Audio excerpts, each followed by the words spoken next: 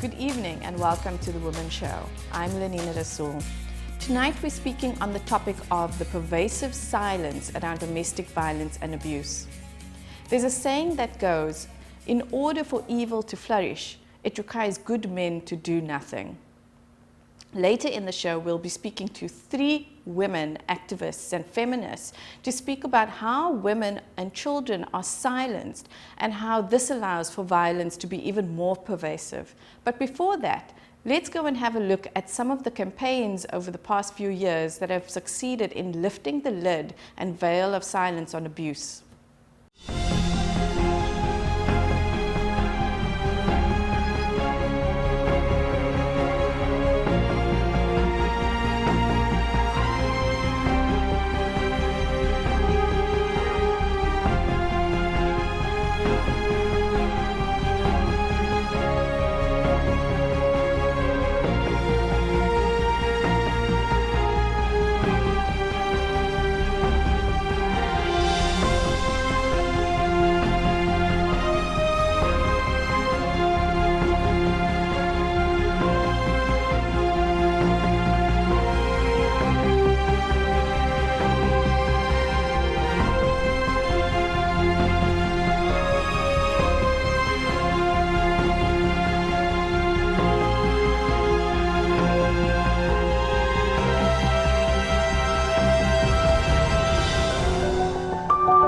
Survivors of gender-based violence, together with those in solidarity with them, gathered at UCT's Sarah Baartman Hall for the silent protest.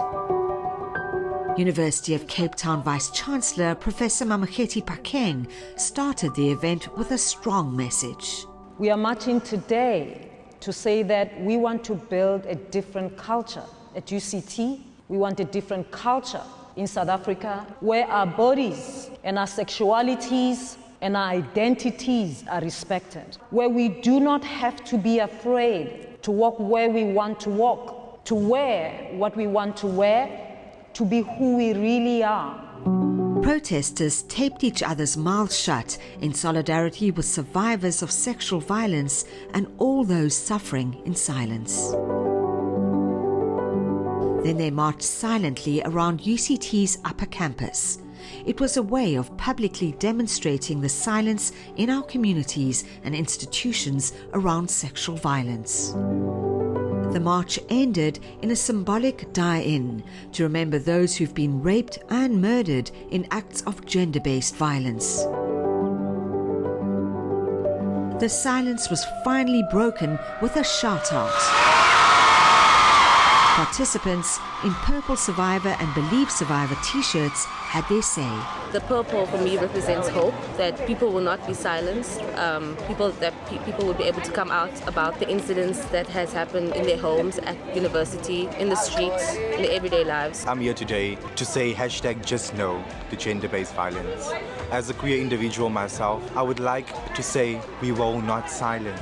And we will fight because we have the right to fight. And I say no to gender-based violence, no to homophobia, no, no, no. The participants in the protest also had an opportunity to share their experiences. It's about moments where people can stop, take stock of what's going on, reflect on the issue, and then come to a space where they're able to reclaim agency and talk about the issue in a safe and contained space. South Africa remains the rape capital of the world. We have one of the highest femicide rates in the world, and we kill more children than countries at war. So essentially there's a war on the bodies of women and children in this country. This is actually where we started the journey with organizing civil society around our call to action to march on the 1st of August.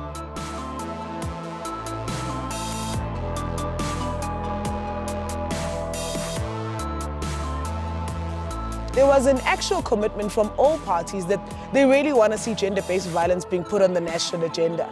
And it resulted in the president signing off and basically agreeing to all 24 of the demands that we had submitted on the 1st of August. So I think it was a great victory for women in this country, and it was a great victory for the movement. Somehow we felt at the time that we'd paid some homage to the lives that we had lost to the scourge. We stand with the women women of South Africa. Their right to safety needs to be protected. Their right to freedom of expression and right to agency is important.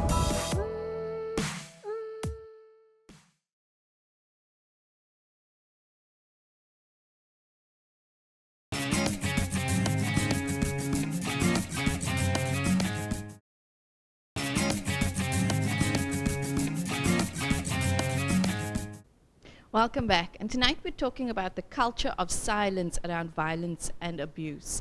And joining me in studio is Desiree-Anne Martin, who is the author of this book, We Don't Talk About It Ever. I've got Caroline Peters from 1000 Women, One Voice, and Claudia Roodt, who is a trauma specialist and clinical social worker. Welcome, ladies. Thank you very much. Thank you.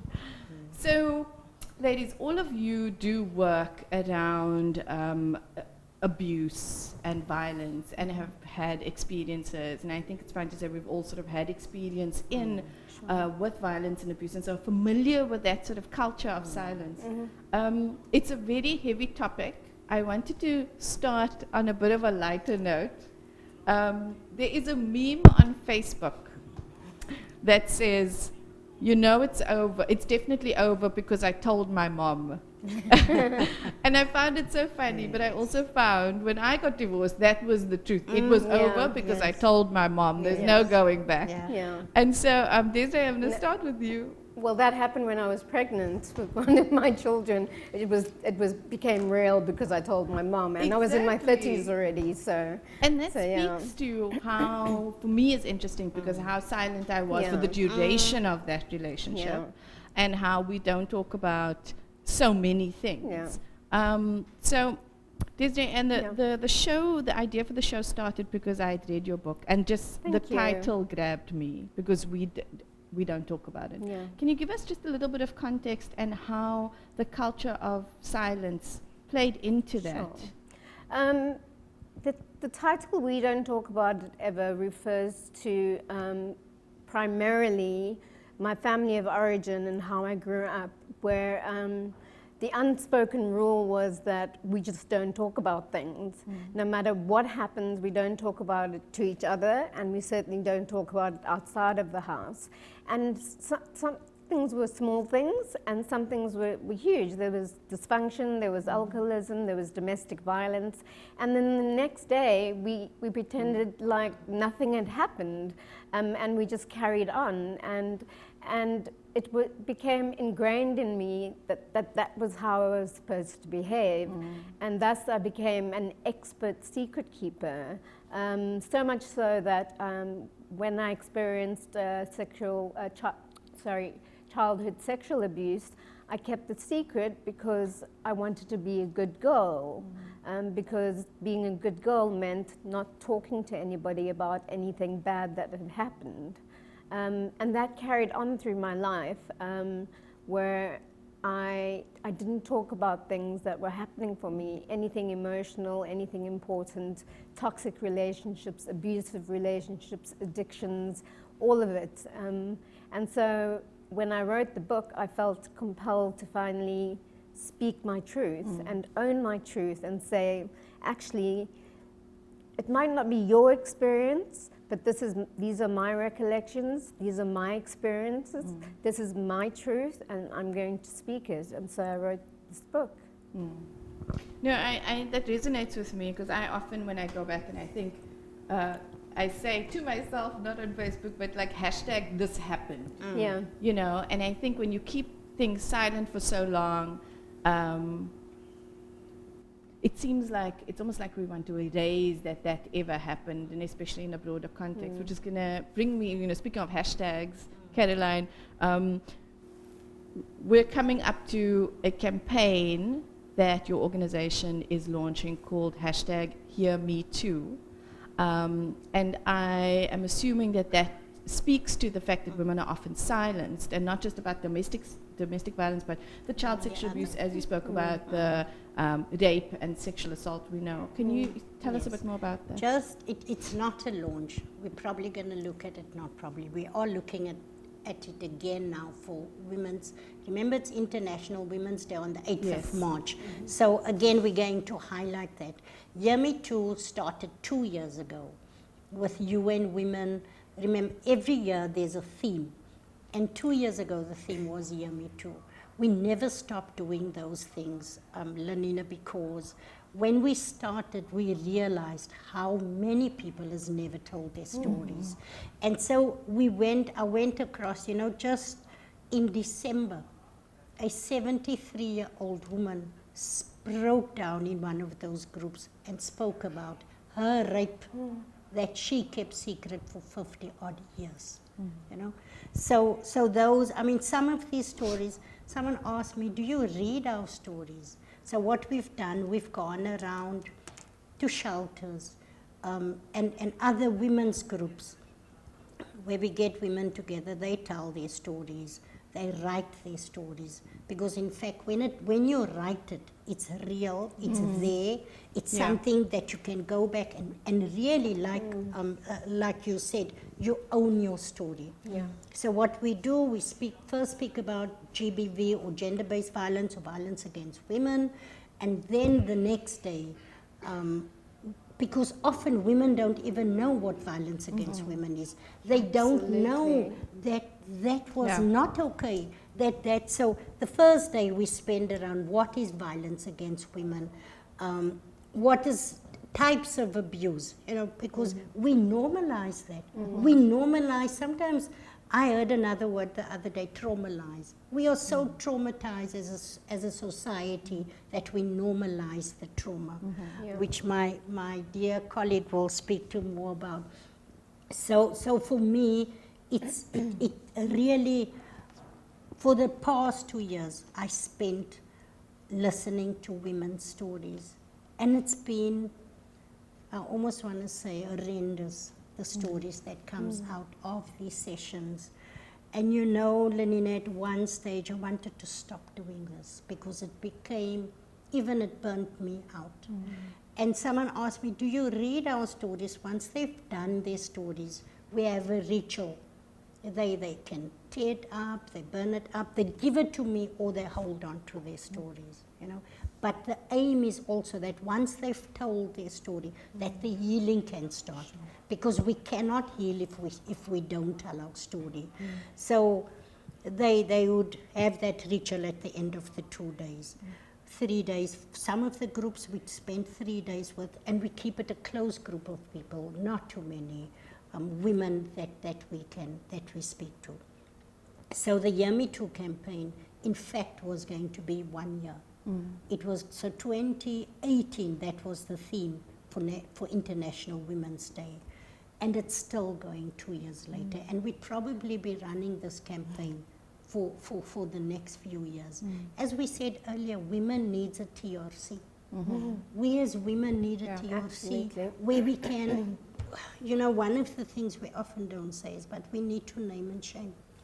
We need to, in fact, for us to start healing, we need to break that silence, you know. We need to start talking about what violence has done for us. And like you said earlier, so many times for us in the sector, it's also about our own violations to our own lives. For myself, it was also healing when I could sit on a platform and say I was gang raped, you know, where I could say, yes, the sexual abuse happened for 6 years in my home, but start speaking up. So for me, it's very different. At the age of 22, when I started telling my story, I have documented, there's documentaries about it, there's things. So I've used various platforms. I'm now at the stage where I say I don't want to tell my story anymore because I've grown past that. I've healed. And at times when I do get onto platforms, it's a story of hope for other women. So then I do share it, you know. But I don't tell my story with all that pain. But however, Claudia will speak about triggers. So there's also triggers. Like last year, with all the cases of violence and sexual violence and murders, those were triggers. For me, that was traumatized so many years ago. It was such a dark period. Yes, so for me, going back to the Year Me Too campaign, we have, up until now, seen about 300 women. Wow. And listened to 300 women. Our aim as 1,000 women is to get to 1,000 women's stories, you know, where we will collect 1,000 women's stories. And then maybe go to the president and say, this is women's stories, you know, what are we doing about it? But I don't even want to go into that, because that's a story for another day. Yes. But how do we break the culture? I mean, I can speak from a personal experience. Can I just give you an example? Many years ago in Gugulethu, I intervened for a friend of mine whose boyfriend is hitting her. And with the punches, I end up with a blue eye. And then we go to the police station to want to report this. And the policeman there says, no, just why can't we resolve this at his house? Because this is his girlfriend. Go to the family and speak to the family. So again, it's culture. Many years ago, when I go to the pastor of my church to say that my husband is abusing me, he says, no, you know, Caroline, men don't see abuse or violence like we see what violence is. And he says to me, go home and pray about it. So those are the things for me in our society, in our communities. We are told to keep quiet by our churches, by our families. When I got divorced, my dad said to me, no one in our household ever got divorced. No one in the family ever got divorced. And being the youngest of 9 siblings, so I come and I disclose that I'm getting divorced. And he said to me, sure, that's never happened in our family. Almost like you go home and you sort out your trouble. And my dad didn't speak to me for a while because it was a taboo in the family. You know? Shameful. The shame. And you know, you have to carry your cross. So when you know, once again, it was a religion. It is the patriarchal society. Institutionalization, Yes, the patriarchal society that men is superior, and that men, you know, those things that listen to your husband. Maybe if you start listening to your husband, this won't happen to you. So again, we shift the blame. We shift the blame from the perpetrator to the woman in most circumstances. I mean, we know just recently there was a rape where the man said that the girl of 8 years old enticed him. Yes. You know, so it's about how do we. I'm going to give Claudia an opportunity. Can I just, I can something that you said, Caroline, is that from my personal experience, and also because I'm a counsellor and I also see clients who are victims of abuse, I wasn't taught what abuse actually is, you know, and for some people they think it's just penetrative sex, that must be abuse, and rape is abuse, you know, but and there's a chapter in my book on it. I mean, there are so many levels, and it can be so subtle, and like for example in my book, when I was about 6 years old, my uncle used to taunt me by lifting up my dress and saying, like, you know, is she wearing panties?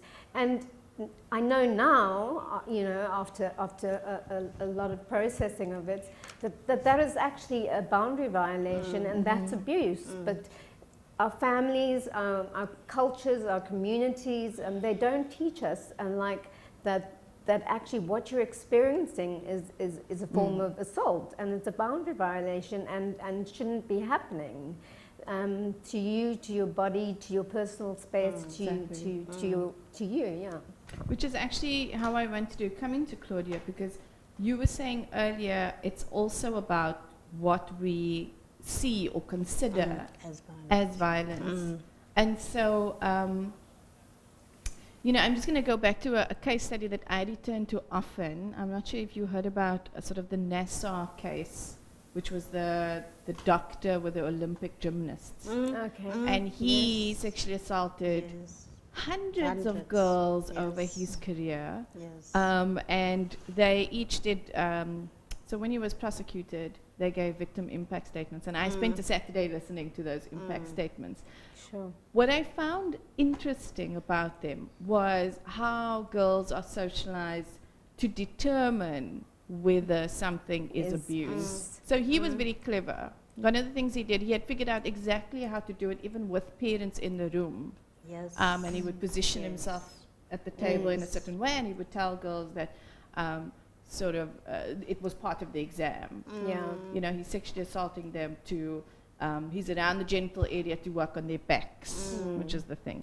And some of the things, so we speak about silence. The silence is also held against women. It's held against them in the form of delayed reporting. Why did you keep quiet? How could you not know? And yet these girls used a series of logical rationalizations to determine whether I was abused or not. So one was the obvious one, my parent was in the room, so if it was wrong, so they would have said something.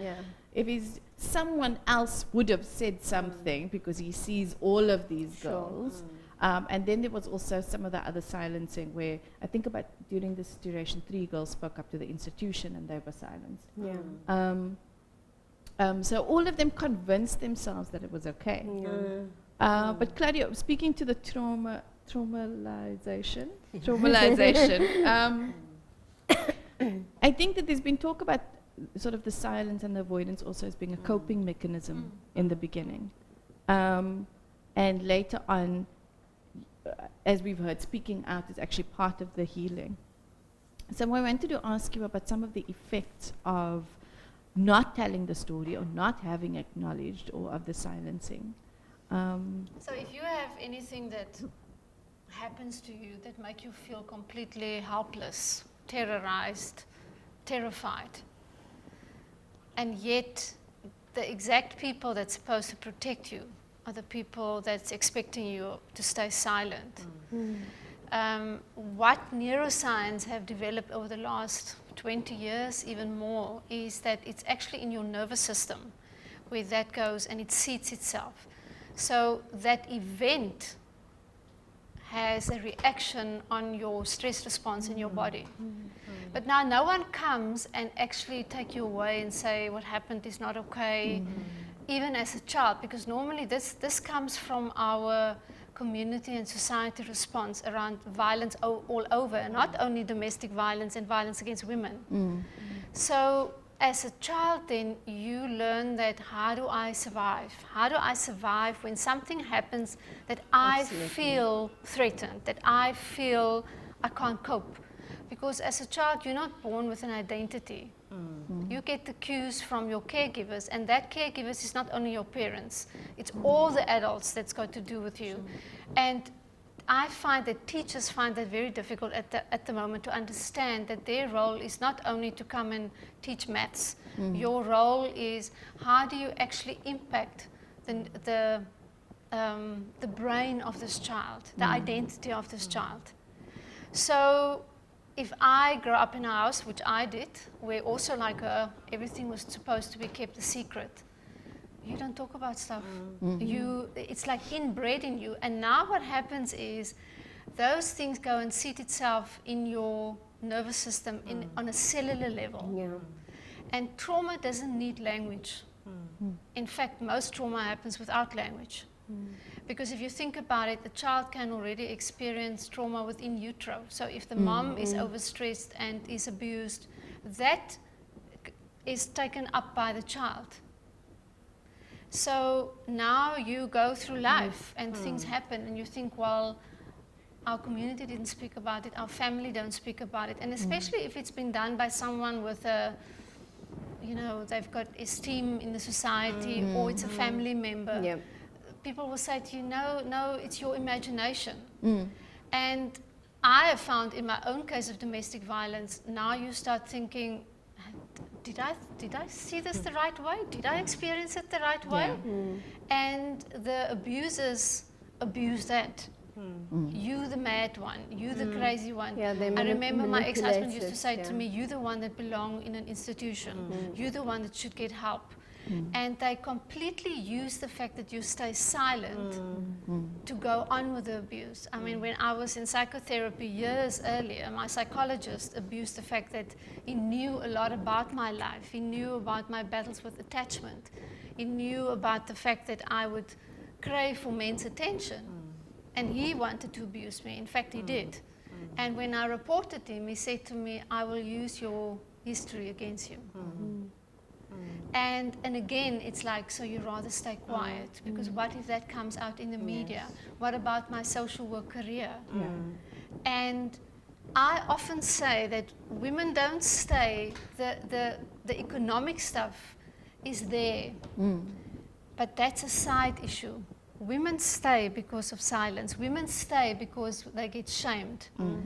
And unless you understand how that actually works within the nervous system, and how if you've never had a safe experience of what it means to feel safe at home, what it means that your parent can always stay calm and listen to you and not say, no, it's okay. Just be quiet about it. We pretend as if it didn't happen. Because that's what most parents say. Those things, you go into complete survival state. So you will do anything just to get by. They don't live. I didn't live until 2016. And we need to start looking at how do we become safe people for others in the community, because now I know whatever I'm going to say is not going to make a woman to leave unless she starts feeling that sense of identity and safety and empowerment within herself. Nothing you can do going to make someone else feel safe. But we need to start breaking down those stigmas, the thing that people use. You know, overseas they started using a term called intimate terrorism for domestic violence. And if you look at the tactics that terrorists use, it's exactly the same. And silence and shame is being used to keep women in slavery, to keep people in slavery in terms of domestic violence. You know, an interesting point is I had some ladies on from Mosaic, and we spoke. I asked them, women often stay for a very long time in an abusive relationship, and what, in your experience of having helped many women get at the point when they've decided to leave, what would you say is sort of that tipping point that you see? And what they said is that often it's when the kids are in danger. And for me that was interesting, because it's almost as if we won't leave for ourselves. But we shift that, you know, we will leave for other people. But I think that's part of the shame and the fear that Claudia spoke about, is that your self-esteem caves in. You have none left, because you have been so shamed and you are so, scared, and so you don't value yourself, but you would value your own children's lives over your own, but you have no, the essence of you is missing, so you have no sense of value of your own worth. I think one of the biggest reasons why I left an abusive marriage was when he choked my daughter, you know. And that day I decided, this is it. Almost like you can touch me, but you don't touch my children, you know. But I also want to just add to that, why women stay, it's different. It's a religion, it's economics. A self-esteem is gone, a self-confidence. And many times we don't realize that women don't have a safety plan, you know. There is no safety plan. There is no safe space to go to. You know, just on a chat, I just want to quickly touch this. On our Bridgetown community chat this morning, sorry, I shouldn't have even said the name, but on our community chat this morning, there was something that says there's a woman parked outside the school, the high school in our area. And everybody was saying, well, she shouldn't stay in there. Why is she sitting there all day long? And other women on the chat saying this, Lenina. Doesn't she have stuff to do at home? So I mean, again, we're putting her in a box. She should be doing the housework. She should be cooking at home. She should be doing. I said to them, I then went around and I said something on the chat. please don't judge until you know the story. Or please don't even comment here until you know the story. And I went around to her and I said to her, do you have anywhere else to go? I mean, I just briefly could go in there, but I said to her, I'm coming back, I'm going to speak to her. It could be various reasons. It could be that there's abuse at home. So she rather sits outside a child's school all day long. You know, and so, yeah, again I want to say, often it's misread why women stay. And on that, we need to go to a quick break. We'll be back after this.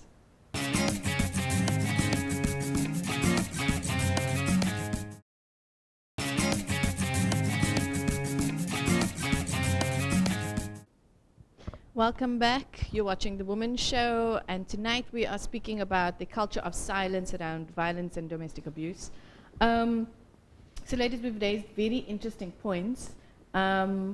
One of the things that was really interesting, I think, Desiree-Anne, that you were speaking about is, there was so much, I was struggling to hold on to it. Oh, you mentioned that women are so broken down, right, and the self-esteem is so broken down. But also, as we speak about our childhoods, I often wonder if there was self-esteem in the first place. And I do a lot of research on sort of how we are socialized to be silent across different cultures, religions, etc. And I just want to come back to first when we're children, which, Claudia, you've mentioned, becomes encoded. If you want to think about our brains as as computers, we're being encoded to sort of not talk about these things. I often speak about now, later in my life, thinking about how you could have crazy, violent happenings one night and the next morning it's as if nothing happened, and that sort of disparity. So let's talk about and I wanted to, Claudia, perhaps this is something for you, but and I see you want to speak, so maybe you've got something to add to it. But that also encodes sort of how we deal with disparity, how women, someone said, we become master secret keepers, and I think all women are master secret keepers. So let's talk a little bit about those things, silence as a coping mechanism. So, as a child, you see the world through the eyes of your parents, your caregivers, and we call it, you develop what they call an internal working model. So what you experience at home is how you're going to treat the world, and we're all relational creatures. Your brain is dependent on other relations. But if the brain doesn't experience that as safe, it goes into survival mode. So if you grow up in chaos and a home where there's violence, whether it's subtle violence or overt violence, it's violence. Your brain tends to go to familiar because it's built on experience. So often then we are drawn, and now, if I'm now talking specifically about the girl child and women, we are then drawn to a man that even on a subtle level might come across as a protector, but he's actually got a violent side. I know for years, because although my father wasn't physically violent, he was verbally and emotionally very violent, and almost like a dictator. I was drawn to men who portrayed, even on an intellectual level, very subtly, because in our home it was like, you do as he say, and especially because we were girls. So in the Afrikaans community, you had to have a son. And so I was almost indoctrinated. Now, on a brain science level, the first 7 years, you're almost like you're in hypnosis. It's like your brain is like the old video cassette, and your tape has been set for the first 7 years. That sets the trajectory for your life. So we as a community, as a society, as South Africa, all have responsibility to see what is the legacy that we're leaving in every conversation, because the Center for the Developing Child at the Harvard University has got numerous documents out. And one of the things they say is every adult has an impact on building the architecture of the brain of children. So even if at home then the child is exposed to that, say that child goes to a daycare center and the child can just attach to one calm adult there, that's already going to make a difference to that child's brain circuitry. But now tonight the child goes back home and it's a very violent father or he abuses the child sexually. And one always then has to go back and say, what was this mother being exposed to? My mom come from a family where she was the eldest of 13 children. And she was raised that you don't get divorced, you don't speak about these things, you serve the man. And here I come and I'm completely different. But yet, I chose men who seemed to be protective, but they were actually very violent. Yes. And that's a common theme. Yeah. There was a study that was done recently where they looked at, where they interviewed the perpetrators of child murders. They murdered their own children or stepchildren. But what was interesting about it was almost all of them had been through extreme trauma in their own childhood. So that was one thing. And also had not been protected. So where there was extreme abuse, there was within their immediate circles, there was nothing done or no action taken to protect them or accountability. And even in cases where they had gone to doctors or gone to the police, they were silenced and sent back home. Rejected, So they've done this study overseas in the 90s, what they call the Adverse Childhood Experiences Study. And actually it started with an obesity clinic. And the lady that had the most success, they found out she put on quite a bit of weight again. And when they interviewed her, she said, I think I eat in my sleep because at night everything is clean, tomorrow morning there's pots and pans all over. And when they then questioned her, she was a teacher and a guy at school make an advance to her. And it immediately took her back to incest when she was a child. So they went and interviewed 17,000 middle-class Americans and they have found astounding results of the correlation between childhood abuse and health outcomes and mental health outcomes later. And they took 10 variables. The higher your score is in terms of those amount of adverse experiences you've had, the higher your likelihood is of mental health, bad outcomes, health outcomes, but also going into criminal behavior. But what they have found is it's not the adversity that makes people strong. It's actually whether you've been nurtured through the adversity. Whether people have stood by you, whether people have supported you. And in our society, Caroline touched the issue of women, talking. We don't stand by people when they go through these things. We want to dictate and we want to shout from the side. But we don't want to be there for them in their darkness. Well, which brings us to, I mean, one of the topics was also sort of the mind your business syndrome. And there are, on the other side, valid points. So a lot of times when we talk about victims that they are not ready sort of for intervention, or they reject assistance, or if you, and let's take the normal one here, neighbor is hearing there's violence going on next door, they call the police, they get blamed. The police often say it's a challenge for them because they get called in over the weekend. They will take a man in on Monday morning, that man is back. That woman, the wife is there knocking, please let my husband out, he needs to go work. Exactly. And so that might, it's skewed towards saying, oh, it's an economic issue, but I don't really think it is. Caroline? I just want to add to that. Often, I mean, when women, and it's not just economics, I'll never forget when someone said to me, I've been in an abusive marriage, and my sister said, why are you afraid of him? And I had to sit back and think, why am I so afraid of him? And I think we touched on that earlier. I mean, Claudia knows also, I mean, we've spoken about this. It's not, the perpetrator is in your head very violent. The violence is real. And whether it's subtle or overt, the violence is real in your head. So you don't, so you don't leave on a Monday, and you're going to withdraw their charges on a Monday. And often even women that work in the sector says, I'm going to give up on her because we're a sister every time. Yeah. And then she withdraw the charge. Yeah. Women leave when they are ready, when they are ready in their head and their heart. You know, and I had to think, why am I? She said to me, he's a coward. But I didn't see the cowardice. I saw him as the strong man that is towering over me. You know, so it's not just economics. I mean, at that stage, I earned more money than him. I was economically, I was more stronger than him. However, I stayed. Like I said, for various reasons, you know, and you don't want to break up the family.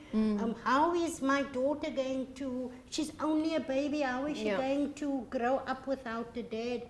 I had a nucleus family of mom, dad, you know, and siblings, and that is how I saw that a marriage should be or look like.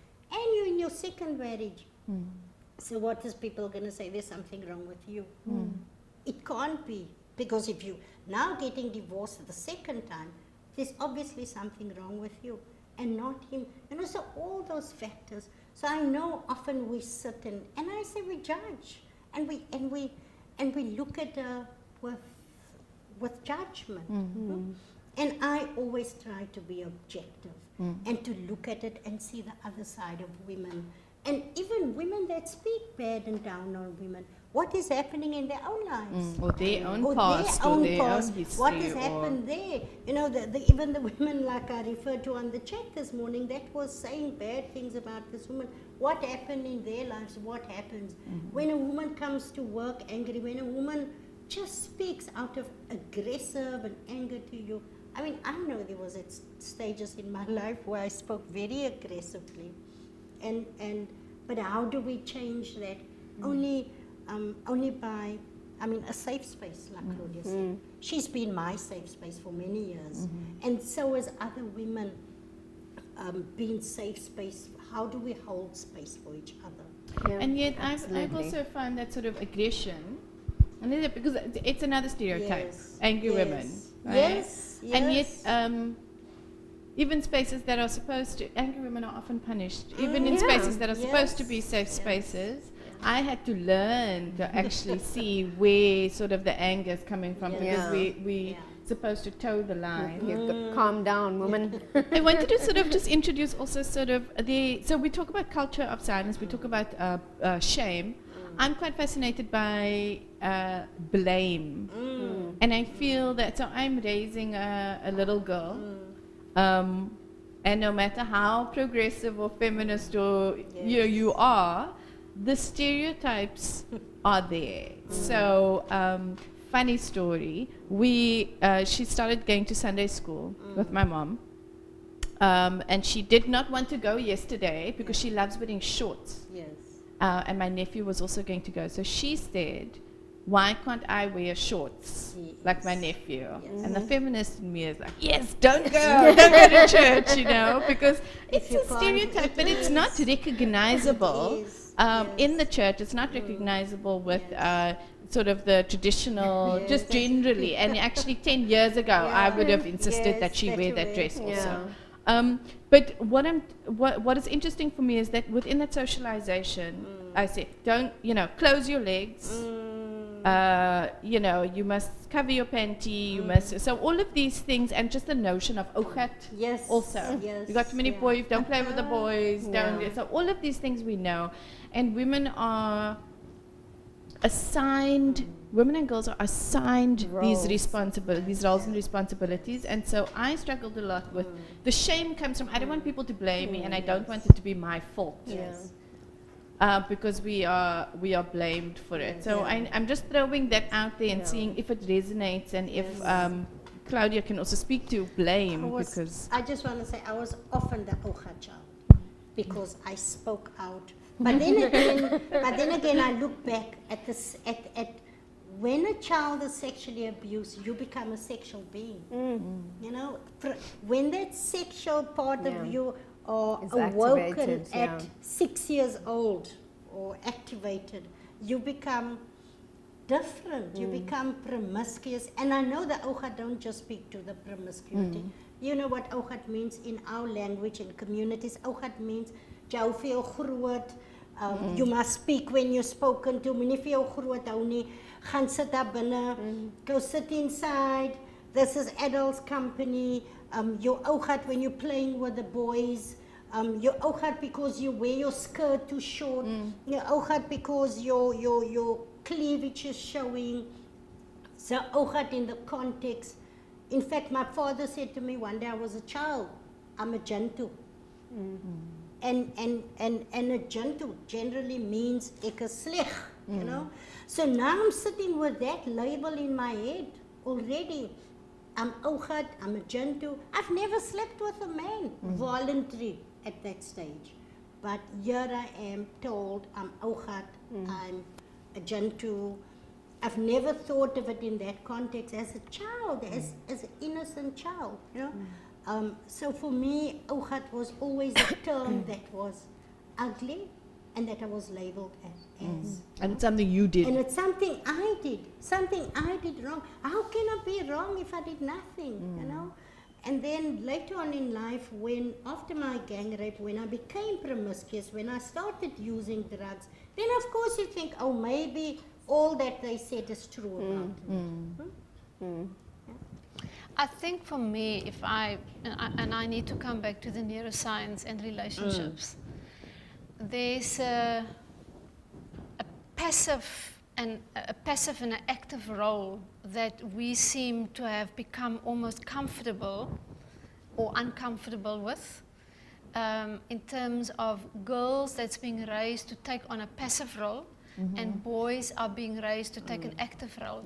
But yet, when it comes to the discussion of violence, we always bring, and I'm not criticizing you, but always women are being brought to speak. Women are the activists that come. So the statements that all are being said is, women have been raped, a girl child have been raped. Now, my take on this is, what are we doing with boys? What are we teaching? And still older men in the society today. I will never forget when I got married now again, I asked my husband, even before we got engaged, what are your vulnerabilities? He couldn't tell me. He's a pastor. Couldn't tell me. And because of how he grew up, his protective mechanism or survival was to become the rescuer. But in the rescuer, his way of rescuing himself was to shut off. So I want to bring the notion in that it's often the women that stand up, because the women are becoming weary, they are worn out, that we are naturally the caregivers, the caretakers.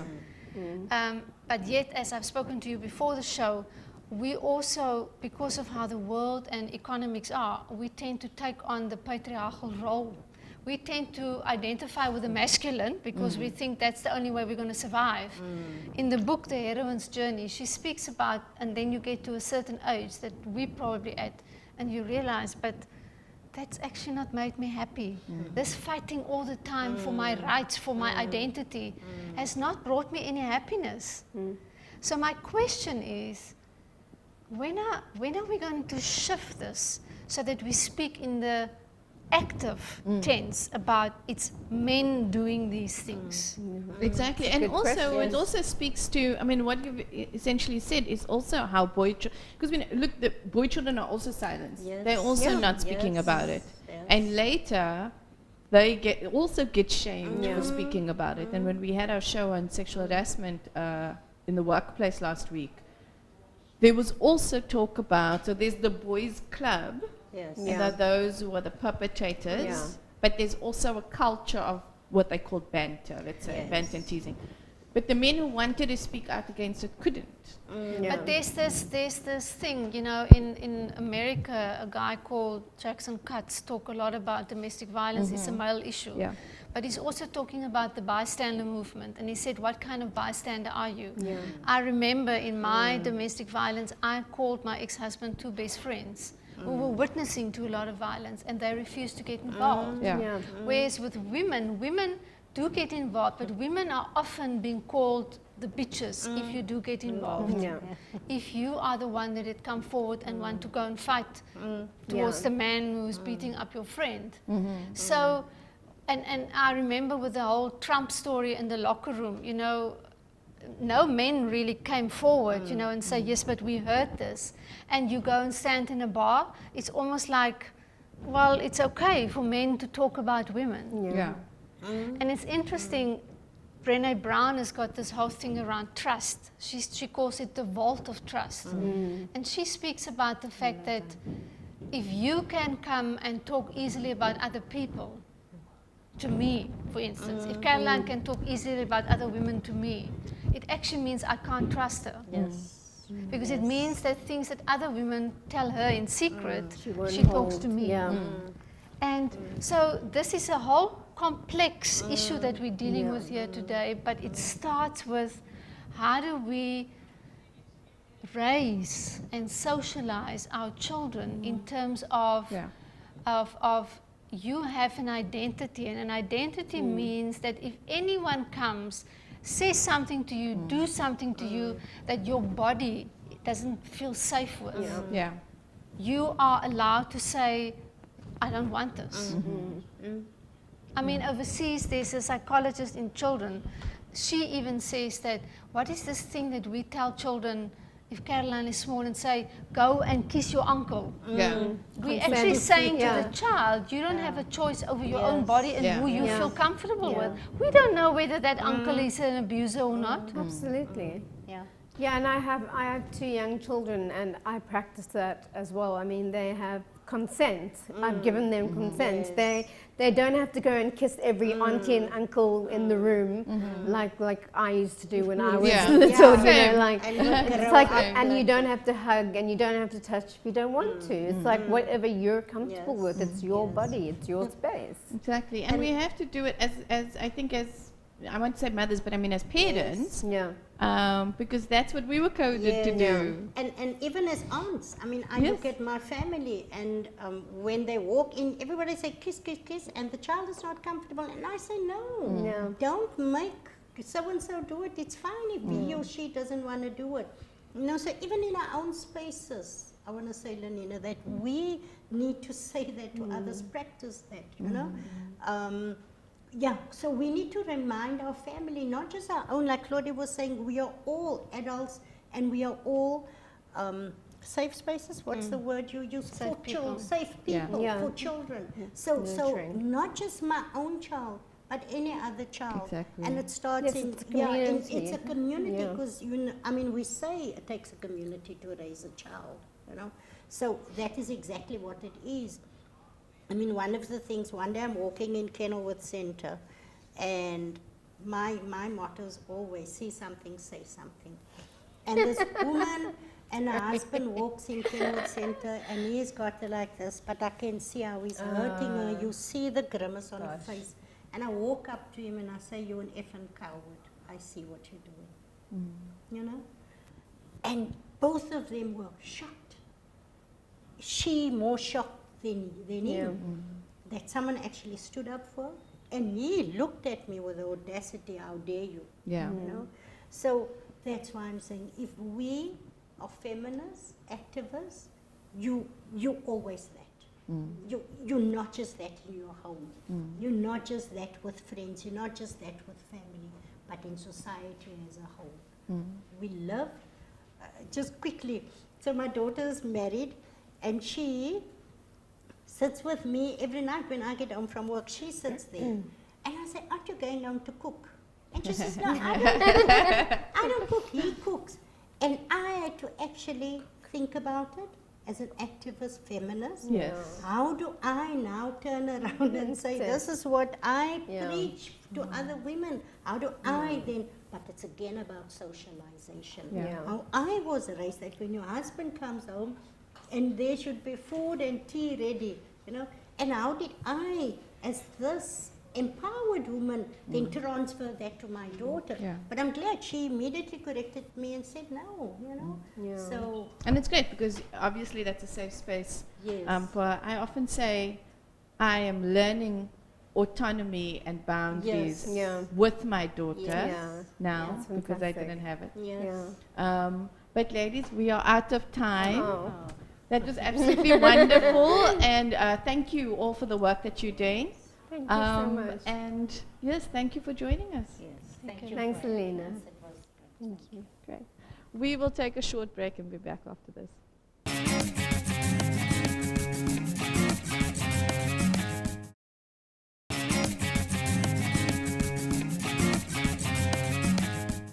That's all we have time for this evening. Let's remember that the prevailing message is that each one of us tries to be a safe space for our neighbors, for our family members, and especially for children. That's it for tonight. I'm Lenina Rassool. Good night.